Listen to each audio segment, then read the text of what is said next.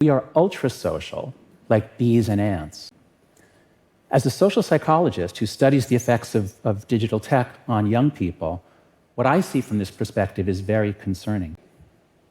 In the early 2010s, teens traded in their flip phones for smartphones, and the phone-based childhood began. At first, we thought this would be fine, maybe even better. But quantity pushes out quality, and they started spending a lot less time with each other in person. And that's a problem for our ultra-social species, because a lot of our evolved bonding mechanisms involve our bodies. But when everything moved online, teens across the developed world lost most of those bonding experiences. Levels of loneliness and anxiety began to rise almost immediately in many countries simultaneously. There are now multiple lines of evidence showing that social media is causing harm at an industrial scale. But I now believe that an even larger damage is the diminishment of the human capacity to pay sustained attention.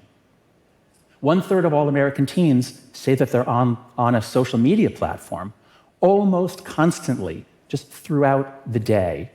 And the main thing they're doing on those social media platforms is watching very short videos.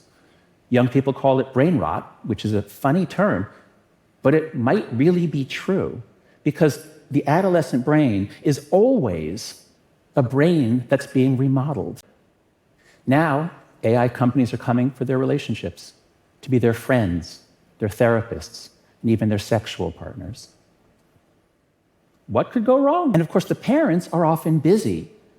But if the chatbot is super responsive while the parents aren't as responsive, the child's attachment system, which is looking for who in my environment is the person who responds to me, may well imprint or focus on the chatbot, which is going to compromise their relationship with their own parents. So here's the third principle of techno-skepticism. Just beware of artificial relationships for minors. Give them nothing that conveys that it understands the child or that it cares, because it doesn't. So we're going to have to fight for a future in which our children can grow into flourishing, connected adults.